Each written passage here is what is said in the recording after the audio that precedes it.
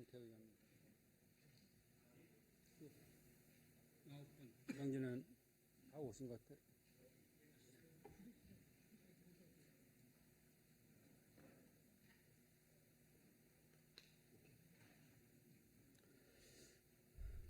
의석을 정돈해 주시기 바랍니다. 회의를 속기하겠습니다.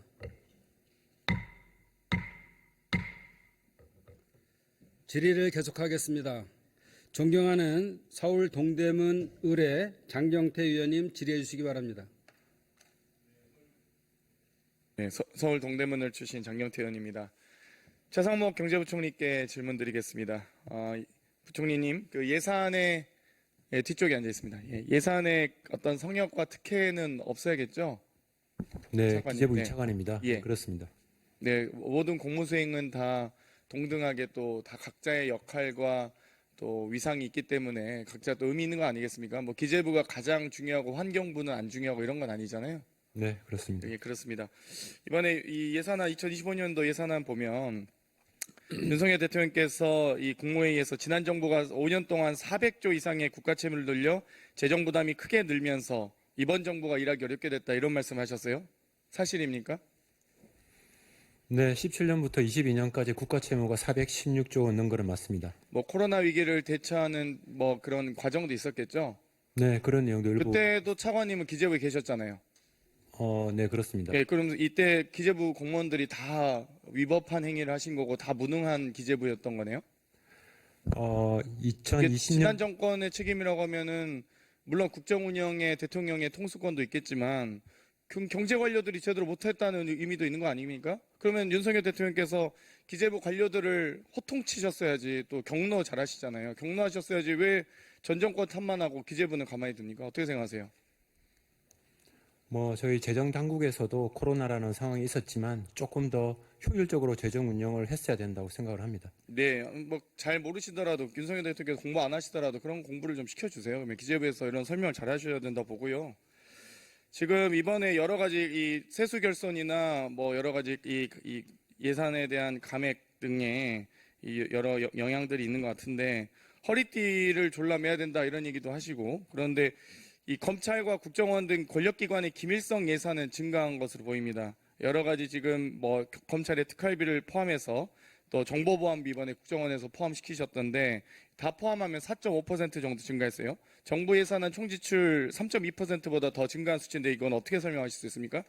도대체 기재부는 검찰 특활비 제가 법사위 예결소위 위원장으로 다 봤는데 어떤 도대체 집행 내역도 없고 심의도 없고 입증도 안 된 불투명한 예산인데 무슨 근거로 증액을 시켜주신 거세요? 답변하십시오. 검찰 특활비 같은 경우는 우리 의원님 잘 아시다시피 수사나 범죄 정보 그리고 최근에 늘어나고 있는 마약이나 보이스피싱 대응을 위해서 크게 이제 조금 증가한 것으로 그렇게 알고 그러니까 있습니다. 마약과 보이스피싱에 얼만큼 몇 % 쓰시는지 기재부 차관께서 안다는 얘기세요? 검찰이 그러면 특활비나 특경비 다 보고 받으셨나요? 아니요, 그 특활비의 세부 집행 내역에 대해서는 저희 그쵸. 집행 지침에 따라서 검찰이 아니 자체적으로 모르는데 어떻게 무슨 근거로 도대체 증액을 해주신 거예요 도대체? 그거 좀 설명을 해주세요. 저도 도저히 이해가 안 가서 가급적이면 저희 법사위에서도 이 업무 추진비나 국내 여비, 출장비 등은 다 정부 원안대로 보존시켰습니다. 사실 집행 내역 제출도 안 했거든요. 그래서 심의 자체가 어려웠는데 특활비와 특경비에 대해서는 뭐 마찬가지로 업추비와 비슷하게 제출하지 않았지만 몇 차례 결산심사 과정에서도 국정감사 과정에서도 경고를 했는데도 불구하고 1, 2차에 걸친 예산심사 과정에서도 얘기했는데도 근거가 없어요. 그런데 어떤 근거로 증액해 주셨는지 정말 궁금해서 기재부에 좀 여쭤보고 싶습니다. 의원님, 검찰 특활비는 지난 15년 이후부터 계속적으로 지속적으로 효율화를 해왔습니다. 18년도에는 180억이었고요. 그리고 2020년에는 94억에서 계속 80억 수준으로 계속 유지를 해온 상황입니다. 뭐 감액을 해온 추세이긴 했지만 특활비는 감액이지만 결국 특경비로 이전해서 계속 전체적인 총량은 전 증액해왔다고 보는데요. 예를 들면 감사원도 22년까지 1억 원 정도 쓰던 택시비를 4억 5천이나 쓰고 있습니다. 심지어 국내여비 출장비에서 1억 1천만 원 전용시켜서 5억 6천이나 썼어요. 그 출발지도 가관이었습니다.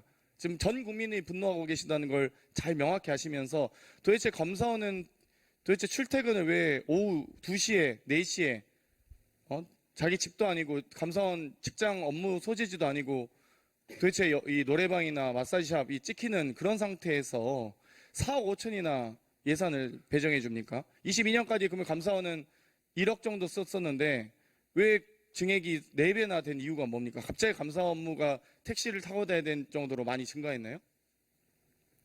감사원 그 특활비를 말씀을 하시는 게 아니고 특정 비목을 말씀하시는 감사원의 택시, 업무용 택시비 말씀드렸습니다. 4억 5천 편성되어 있는. 업무용 택시비에 대해서는 뭐 저희가 아직 체크를 하지는 못했습니다. 그 업무용 택시비 결산은 뭐 보고 받으셨어요? 기재부에? 제출했던가요? 아니요, 뭐 업무용 택시비 사용이라는 게 아마 전체적으로 수용 비목에 다 포함이 되어 있는 것 같은데요. 네. 그것까지 저희가 뽑아내서 확인하지를 못했습니다. 정말 단 한 푼도 국민의 세금 소중한 거 아니겠습니까? 그런데 어찌됐건 예산을 편성하시는 기재부에서 각 부처 또 감사원은 독립기관이긴 합니다만 이 여러 가지 결산에 대해서 좀 더 심도 있게 살펴봐 주셨으면 좋겠습니다. 또 이번에 올해 약 30조 원의 세수 결손에 대해서 여러 가지 지방자치단체에서 여러 정말 볼멘 소리가 나오고 있습니다. 지방의 타격이 큰데요. 지난해 18조 6천억을 집행하지 않아서 지방정부와 교육청을 허덕이게 했던 지방교부세, 지방교육재정교부금이 올해 6조 5천억이나 내려보내지 않다고 합니다. 정말 그러면서 소위 정부 쌈짓돈이라고 불리는 예비비 예산은 크게 또 증액을 시키셨어요. 올해 4조 2천억, 작년 대비 지금 6천억 정도, 14%나, 올해 4조 8천억, 올해 이제 본 예산 대비 6천억이나 많이 편성하셨습니다. 14.3%. 이렇게 정부 예산 다 줄인다고 하고 세수 결손 많다, 세수 펑크 났다고 표현하면서 도대체 쌈짓돈인 예비비는 왜 이렇게 증액을 급격히 시키신 건지 설명해 주시겠어요? 네, 의원님, 예비비는 쌈짓돈이 아니고요. 정해진 그 규정과 절차, 요건에 따라서 엄정하게 집행이 된다는 말씀을 드리고요. 그리고 예비비는 그동안 저희가 일반 회계 규모, 총지출 규모가 아주 커왔습니다. 그래서 이 부분은 전체적으로 일반 회계의 한 1% 정도 수준에서 계속 유지되고 있다는 말씀을 드립니다. 1%가 문제가 아니고 0.1%라도 아껴서 쓰셔야죠. 그런데 윤석열 정부 집권 이후 예비비를 유독 쌈짓돈처럼 사용했다는 지적이 제기되고 있습니다. 그전에는 예비비에 대해서 엄밀하게 사용했을지 모르나 2022년도 용산 대통령실 이전 650억, 2023년도 해외 순방 등 정상외교 532억. 도대체 이렇게 그럼 외교부 예산으로 편성해서 외교를 하시면 되죠. 대통령실 예산으로 편성하시던가. 왜 예비비를 이렇게 사용하며 대통령실 이전 저희 동대문 구청도 이전하는데 5년이 넘게 걸립니다. 경기도청사 이전하는데 8년 걸렸어요. 대통령실에 무슨 안보시설도 많을 텐데 2주 만에 이전 결정해서 뚝딱뚝딱 하는 게 어떤 국민이 이해하겠습니까? 이거 나중에 감사원도 지금 제대로 감사 안 해서 저희가 감사보고서도 다시 봐야겠지만 이런 것들 다 문제가 있다고 봅니다. 또 올해 정상외교 예산도 지금 내년에 532억이나 하셨어요. 또 어디를 그렇게 나가시려고 하시는지. 지금 정상외교라는 건 정말 예비비에 대해서도 말씀하실 때 정말 급격하게 이 국제정세가 급변해서 어쩔 수 없이 대통령의 해외 순방이 늘었다. 올해 예비비 사용할 수밖에 없었습니다. 라고 보고한다 할지라도 내년에 지금 271억에서 2배나 많은 532억이나 편성하셨어요. 여기에 대해서 어떻게 설명하실 수 있습니까?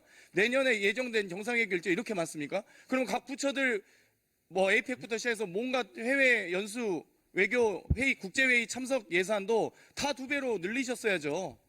왜 유독 대통령 해외 순방 예산만 이렇게 늘립니까? 답변하십시오. 네, 의원님, 그 25년도 정상회의 그 예산은 제가 알기로는 297억 원인데요. 그 말씀하셨던 500몇 억이라는 부분은 저희가 다시 한 번 더 확인해 보겠습니다. 그리고 23년도에 정상회의 그 외교와 관련해서 예비비를 많이 썼던 거는 22년도 전년도에 예측할 수 없었던 당해 연도에 정상회의가 많이 생겼기 때문입니다. 한미일 정상회의나 나토 정상회의나 그거는 23년도 회의를 하기 전 몇 달 전에 이제 그런 정상회의 외교가 생김으로 해서 불가피하게 예비비를 쓸 수밖에 없었다는 말씀을 대통령께서 드립니다. 회의 가시는 건 좋은데요. 김건희 여사 명품백 쇼핑하는데 아까운 외교 예산 안 쓰셨으면 좋겠습니다. 이번에 이 개식용 금지하겠다고 여러 가지 지금 말씀을 많이 하시는데 개식용 금지 외치면서 46만 마리의 식용계 살처분하는 문제가 제기되고 있습니다. 뭐 여러 가지 개식용 금지에 대해서는 당연히 국가 이미지 개선 등의 의미가 있다고 보는데요. 여기에 대해서 지금 예산을 얼마나 편성하신지 혹시 차관님 알고 계십니까? 네, 550억 반영되어 있습니다. 그러면 이 부분에 대해서 다 그러면 지금 뭐 물론 개식용을 금지하는 예산은 그 개식용을 금지하는 국가 정책은 의미 있지만 이걸 그러면 다 그렇다고 해서 개를 보호하기 위해서 개식용을 금지하는 것이지 반려동물로서 저희가 존중하는 의미인 거지. 그러면 이렇게 46만 마리 살처분한 계획에 대해서는 알고 계십니까? 지금 저희가 예산을 반영한 거는 그 개를 기르고 있는 그 육견 업체들에 대한 폐업 지원금을 지원하기 위한 차원에서 예산을 반영을 한 겁니다. 어떤 기준으로 반영하고 계시죠? 혹시 지원 기준 말씀해 예, 주시겠어요? 첫 해에 그런 개식용을 금지하게 되면은 그 두당 60만 원, 그리고 마지막 해 하게 되면은 그 기본적인 30만 원에서 한 75% 정도, 그렇게 22만 5천 원, 그렇게 예산을 반영을 했습니다. 지금 지원 기준을 사용 마리수 곱하기 폐업 시기별 지원 단가 곱하기 주종률로 하시잖아요. 그런데 개식용 종시법에 마리당 지원금을 지급하는 규정이 있습니까? 마리당 금액은 없고요. 11조에 폐업 등에 필요한 지원을 하해야 한다, 이렇게 규정되어 있습니다. 그러니까 법에도 없는 지원금을 지금 위해서 내년 예산안만 1,095억, 3년 추산 약 3천억 정도 되더라고요. 물론 개식용 사육 농가를 점진적으로 줄여가는 것도 중요하지만 또 이렇게 급진적으로 없앨 수 있는 건지, 아니 식용개라고 하더라도 그렇게 길러졌다 할지라도 개의 수명도 있는 거잖아요. 그러면 저희가 이 반려동물을 보호하기 위해서 이 정책을 하는데 이렇게 막 다 살처분하라, 마리당 지원을 줄 테니 다 줄여라 이러면 이게 무슨 보호 정책이에요? 그러니까 이 어떤 동물 인지적 감수성이나 이런 부분들이 전혀 없는 정책입니다. 정말 그냥 예산 줄 테니 빨리빨리 처리해라, 이거 말고는 무슨 의미가 있습니까? 그러니까 오히려 동물보호단체에서도 이렇게 정부가 정책을 급격히 추진하면 차라리 보호할 수 있는 예산, 하다못해 개 사료값이라도 지원을 하던지요. 아니 개가 수명이 있는데 그럼 바로 다 이렇게 줄여라고만 하면 다 죽이라는 얘기 아닙니까? 그러니까 정책에도 정말 좀 더 이 배려심이나 감수성 있게 좀 해주셨으면 좋겠다는 생각이 드는데 어떻게 생각하세요? 네, 그 의원님 지적하신 부분과 관련해서는 어떤 보호관리 비용으로 전체 총 사업비 한 90억 정도가 반영이 되어 있습니다. 네, 좀 더 근데 부족하다고, 턱없이 부족하다고 합니다. 46만 마리 다 키우려면은 뭐 물론 이제 뭐 키우는 사람 입장에서 다르겠지만 그 부분은 좀 신경을 써주셨으면 좋겠습니다. 고생하셨습니다. 박상우 국토부 장관께 질문 드리겠습니다. 네. 지금 명태균 씨 창원 국가산단에 대해서 방금 존경하는 김태선 의원님께서도 질문하셨습니다. 그런데 저도 국토위 위원하면서도 조정지역 확대될 때 6.14, 7.10, 8.4 대책 때 저희 사실 국토위원들, 여당 국토위원도 당일 아침에 엠바고 걸렸을 때 들었거든요. 그런데 이거를 이렇게 막 이 하루 전에 현수막을 제작한다든지 40여일 전에, 2달여 전에 뭐 어디가 된다, 대비다, 이런 이야기를 보좌진 손에서 혹은 보좌진도 아닌 명태균 씨 같은 사람들이 할 수 있나요?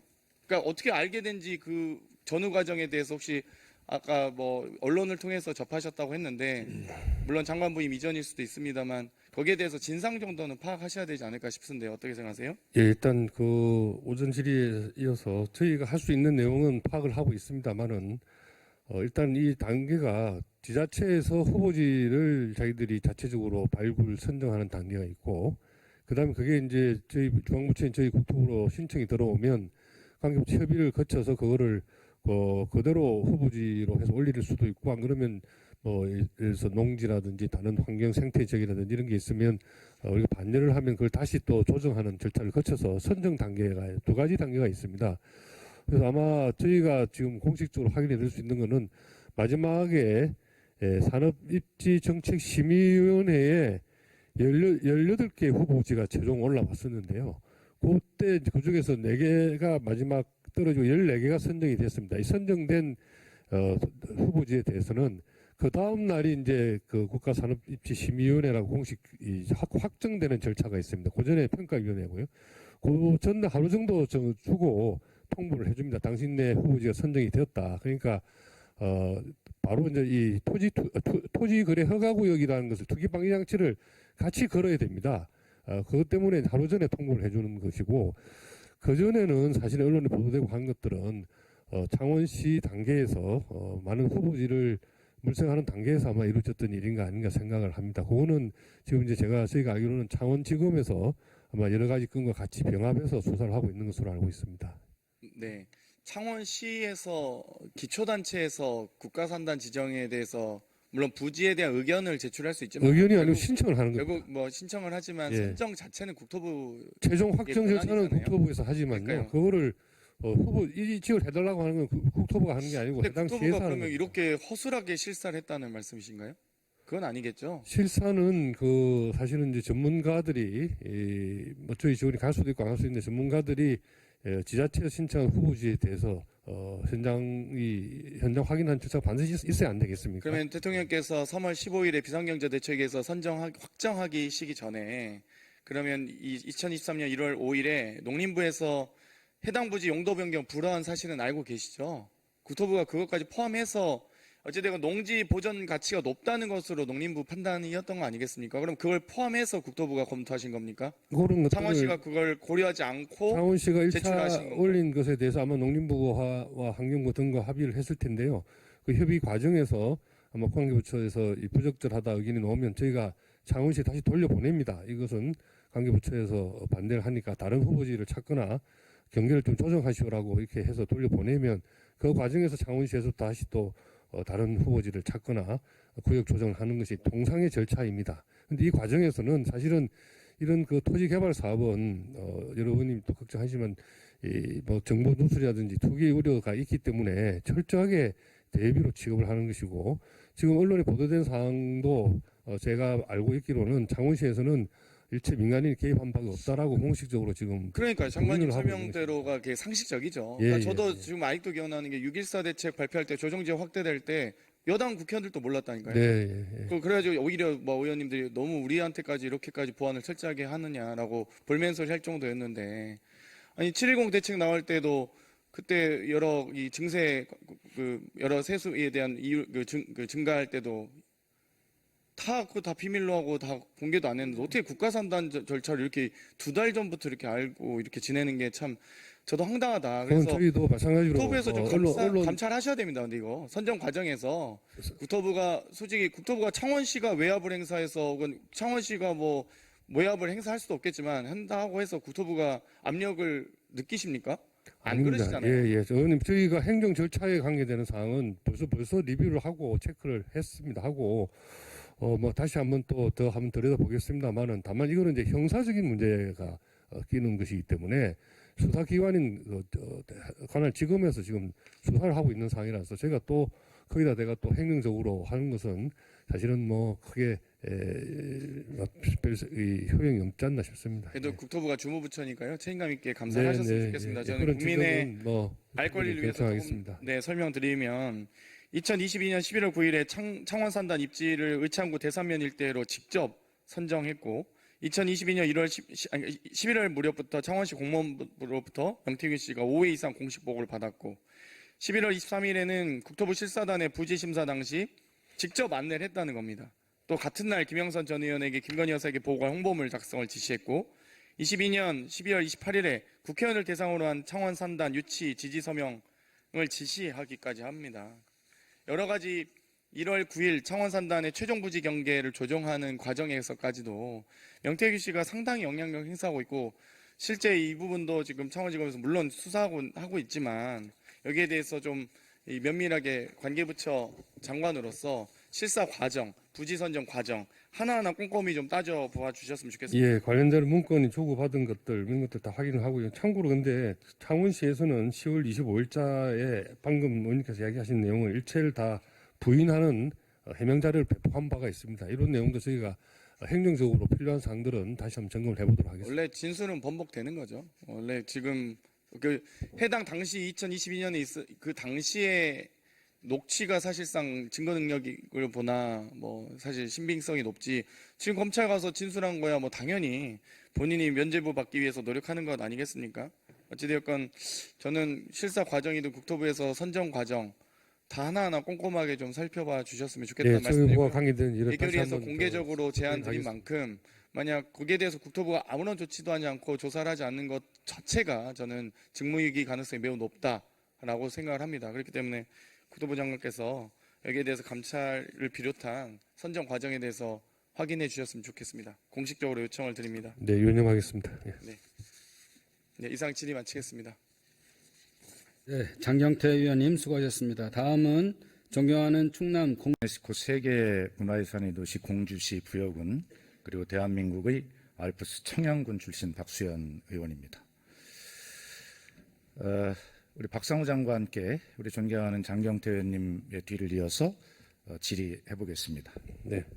장관님, 정치 또 행정 이 국민의 입장에서 볼 때 가장 중요한 요소가 뭘까요? 뭐 저는 그렇게 생각합니다. 정책이 잘 될 수도 있고 또 좋은 정책을 가지고 성공할 수도 있고 실패할 수도 있어요. 다 국민께서 이해하십니다. 그러나 가장 중요한 것은 무신분립이라는 말이 있듯이 저는 신뢰라고 생각합니다. 저도 같은 생각입니다. 그렇죠. 제가 지금 박상우 우리 국토부 장관을 질책하려고 드리는 말씀이 아니라 제가 두 가지 예를 들 텐데 이 국토부의 행정이 이게 과연 국민에게 신뢰를 받을 수 있을까라고 하는 점을 지적하고자 하는 것이니까 한번 잘 들어보시기 바랍니다. 존경하는 장경태 의원님께서 지금 말씀하신 그 명태균 씨 관련 창원 국가산업단지 부지 선정 과정에 대해서 오늘 아침에 이것을 오랫동안 취재한 기자가 오늘 아침에 방송에 언론에 나와서 이야기를 했는데 지금 이 진상을 조사한다고 하니 장관께서 이 문제의 언론이 취재한 이 얼개를 대충 알고 있어야 어느 지점을 정확하게 들여다볼 것인가를 알아야 되기 때문에 제가 설명을 해드리는 거예요. 잘 들어보십시오. 요지는 뭐냐면 이런 겁니다. 기자가 밝힌 내용은 이 모든 부지 선정의 과정에 민간인인 명태균 씨가 개입했고 그 보고서를 창원시가 만들어서 이 명태균이라는 사람에게 전달을 해서 이것이 김건희 여사에게 보고되었다라고 하는 그런 주장입니다. 뭐 사실이 어떤 건지 모르겠어요. 자, 그리고 이 기자에게 이 말을 한 사람은 누구냐면 창원시에서 이 모든 실무를 담당하는 국장입니다.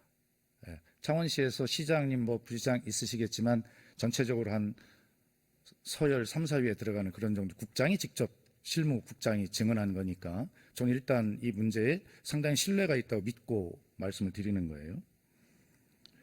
그리고 이 문제는 대통령의 공약 사업이고 무려 1조 4천억 원의 직접 사업비 국비가 들어가는 그런 대형 사업이고 대통령이 창원에 직접 내려가서 발표하신 그런 내용이므로 이것이 얼마나 중요한지는 더 설명드릴 필요가 없다고 생각합니다.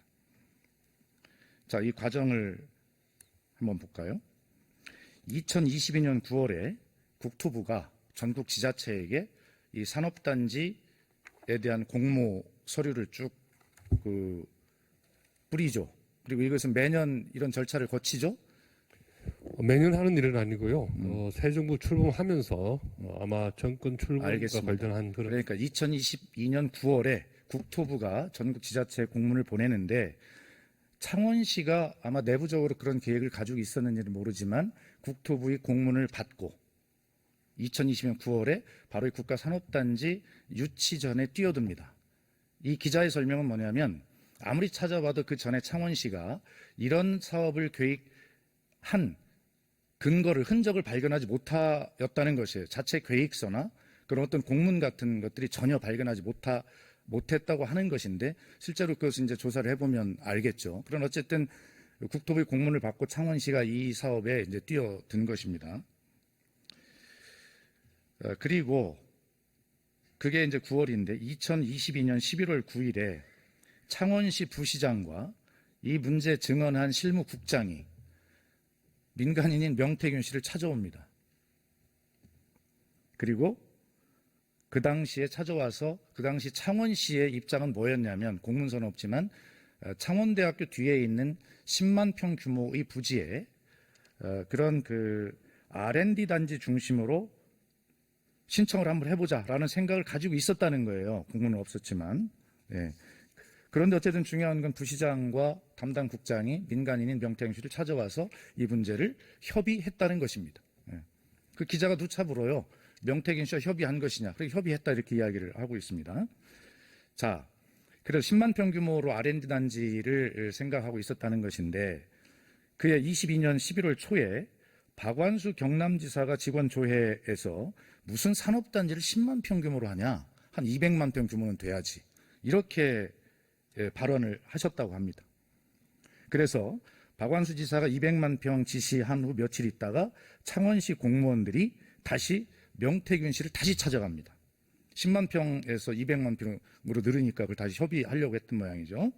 그래서 어떻게 되냐, 이 10만 평 규모가 결과적으로 300만 평 규모로 늘리는 협의를 했다고 합니다. 그때 이 창원시의 의견은 뭐냐면, 창원시 북면이 있는데 그게 한 200만 평 규모가 된다는 거예요. 북면에다 하면 좋겠다라고 했는데, 여기서 명태균 씨가 전혀 새로운 지역을 제안했다고 합니다. 그것이 바로 문제가 되어 있는 대산면 약 75만 평, 그러니까 300만 평 가까이 되는 것이죠. 자, 민간인이 이걸 갑자기 창원시에 제안을 해요. 늦차고. 그래서 창원시가 명태균 씨 이 제안을 받고 보고서를 만들어서 2020년 11월 15일에 명태균 씨에게 이 보고서를 보고합니다. 창원시는 전달했다고 얘기하는데 전달과 보고의 차이가 뭔지는 모르겠어요. 그렇게 얘기를 합니다. 자, 그로부터 정확히 8일이 지난 후에 지금 장관께서 말씀하신 국토부 실사단이 창원에 내려옵니다. 물론 명태균 씨가 그 현장에 먼저 가서 기다리고 있었죠. 그렇게 됐어요.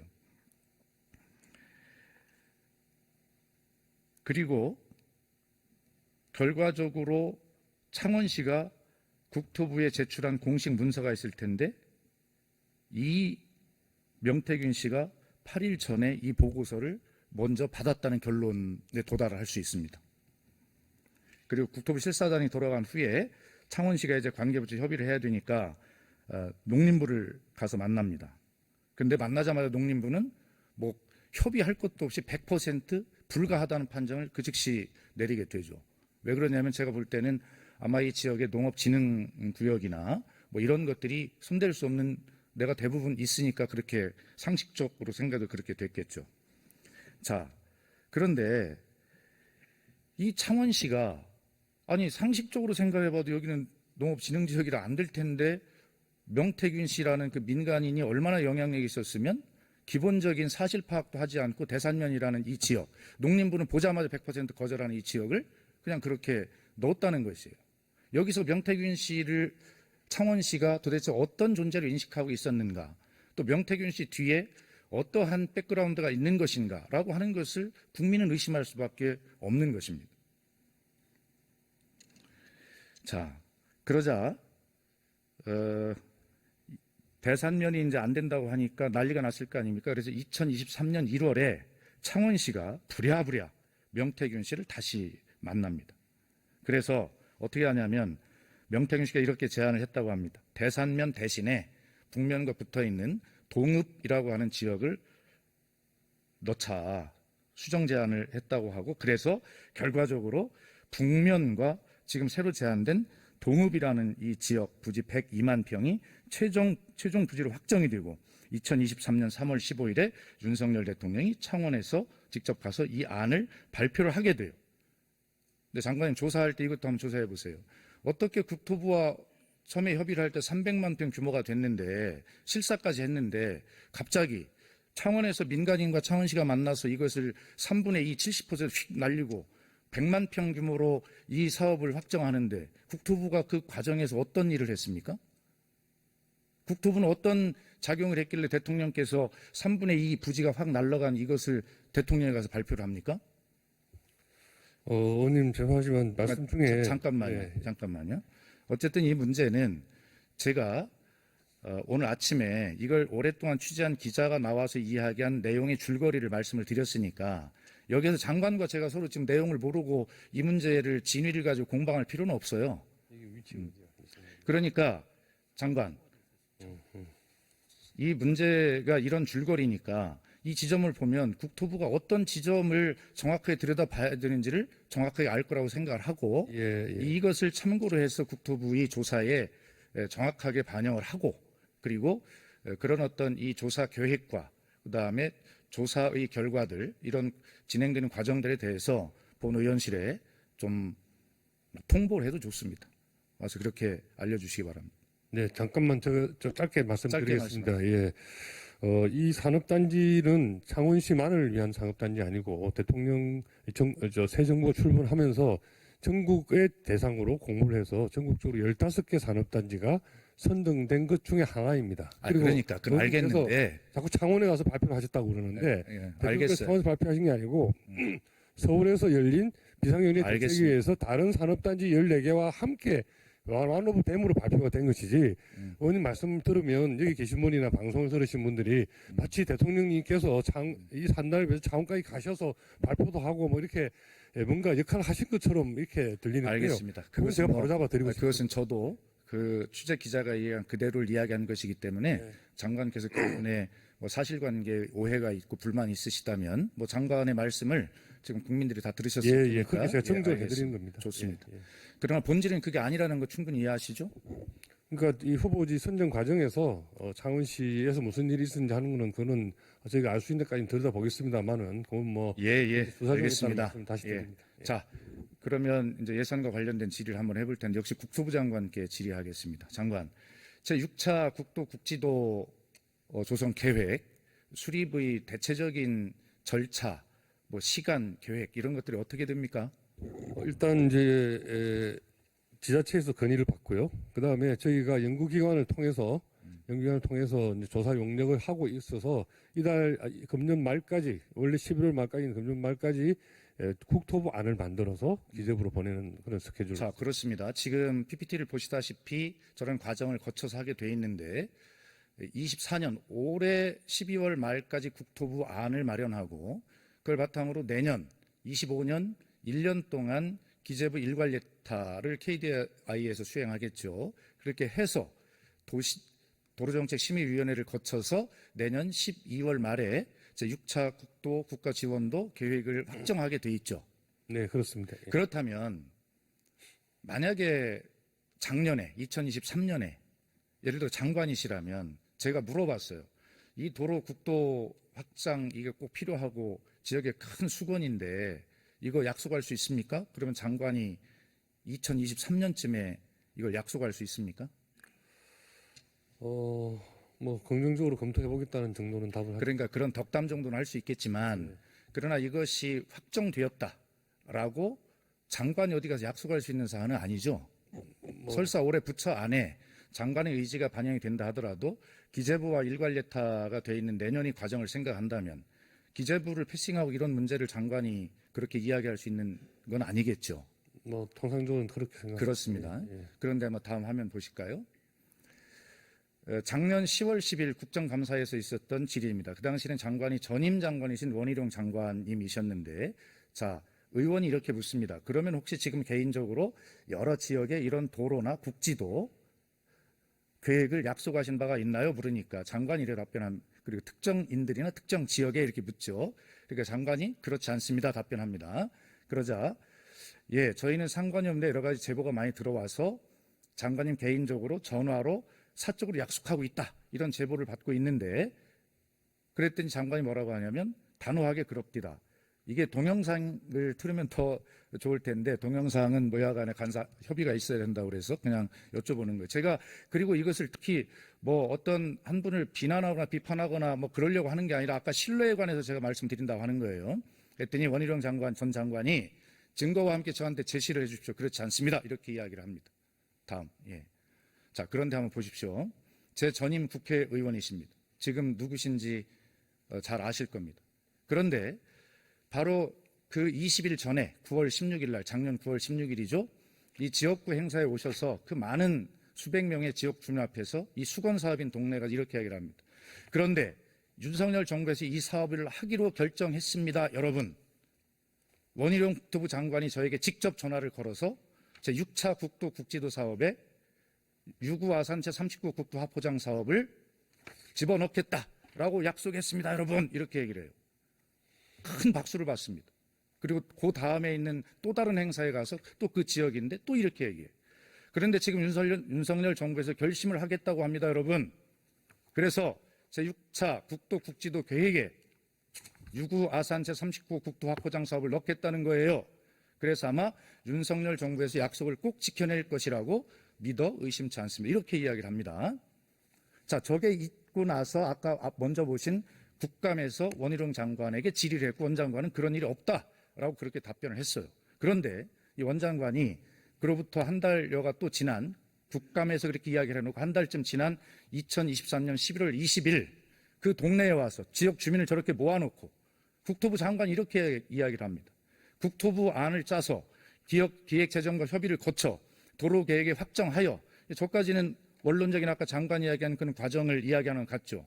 정상적으로 계획에 반영될 수 있도록 확정적으로 가고 있습니다. 이게 뭐 하는 짓입니까? 지역 주민들이 드디어 수십 년 우리 수건이 이루어지는구나 라고 정말 꿈에 부풀어 있습니다. 지금 이 순간까지도 그래요. 그런데 정확히 한 달 후에 원희룡 장관은 국토부 장관을 퇴직합니다. 먹튀가 있어도 이런 먹튀가 있습니까? 장관이 지금 이 문제에 대해서 답변할 수 없다는 거 잘 알고 있습니다. 그런데 장관, 네. 정치 행정이라고 하는 것은 신뢰가 가장 문제이고 또 책임이라고 생각합니다. 설사 저 당시 총선을 바로 100여일 앞두고 정치적으로 이용하기 위해서 저런 주민을 상대로 저건 사기입니다. 사기를 치고 거기에 국토부 장관이 부안해동하고 분명하게 제 전임 국회의원이 거짓말을 했거나 원희룡 정 장관이 국감에서 허위 증언을 한 것입니다. 제가 경쟁하던 입장에서 보면 이 문제를 바로 고발하려고 생각도 해봤고 고발할 수 있는 내용입니다. 법적인 검토 다 거쳤어요. 그런데 차마 설사 거짓말이라 하더라도 꿈에 부풀어 있는 지역 주민들의 그 희망에 제가 찬물을 끼얹을 수 없어서 고발을 하지 않았습니다. 이제 시간이 공직선거법 위반 6개월 시한이 다 지났으니까 제가 지금 말씀을 드리는 것입니다. 제가 정진석 전 국회의원, 대통령 비서실장 현직을 비난하거나 그러려고 하는 것이 아닙니다. 원희룡 전 장관을 비난하기 위한 것도 아닙니다. 정치인들이니까 그럴 수 있다고 100번 이해합니다. 그런데 저 과정에서 우리 국토부가 한 행위는 무엇입니까? 그 당시 수행했던 국토부 국장이 있을 거 아닙니까?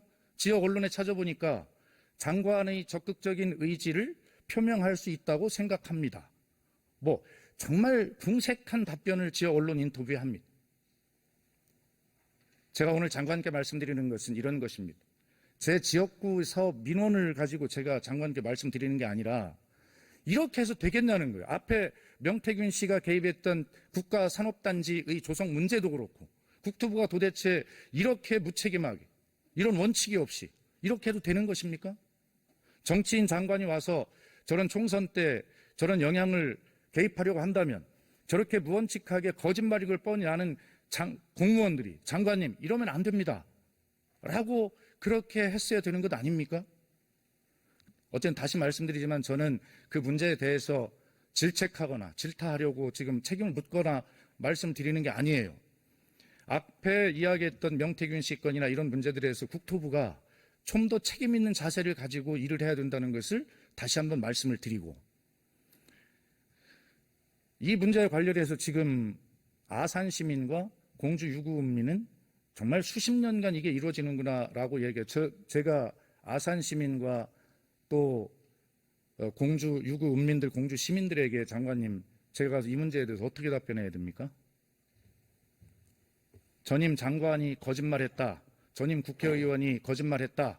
그냥 이렇게 이야기를 해야 되는 것입니까? 아니면 국토부가 현재 전임 장관의 약속을 지키기 위해서 최선을 다하고 있다. 이렇게 이야기를 해야 되는 것입니까? 답변해 보십시오. 엄정한 기준에 따라서 국토부가 잘 평가를 하고 있다라고 해야 되나요? 그러니까 그게 장관님 답변 그렇게 예상했고요. 충분하게 하실 말씀이신데 그러면 장관님 전 똑같이 요구합니다. 만약에 다른 문제가 있다면 다른 방향으로 가고 있다면 제가 저 지역에 나오셨던 분 다 나오시라고 해서 국토부 장관, 전임 장관이 저지르는 일이지만 현직 장관이 와서 해명할 것입니다라고 다 사람 모아놔도 되겠습니까? 자, 어쨌든 답변 안 하셔도 되고요. 이런 문제들에 대해서 좀 제발 좀 국민의 신뢰를 잃지 않도록 그리고 국민 앞에 무한 책임을 진다는 자세로 그렇게 일을 해주시기 바라고, 창원 산단에 대해서 지적을 하면서 제가 창원 산단에 어떤 영향을 가하고자 하는 것이 아니라 창원 산단이 제대로 잘 되어서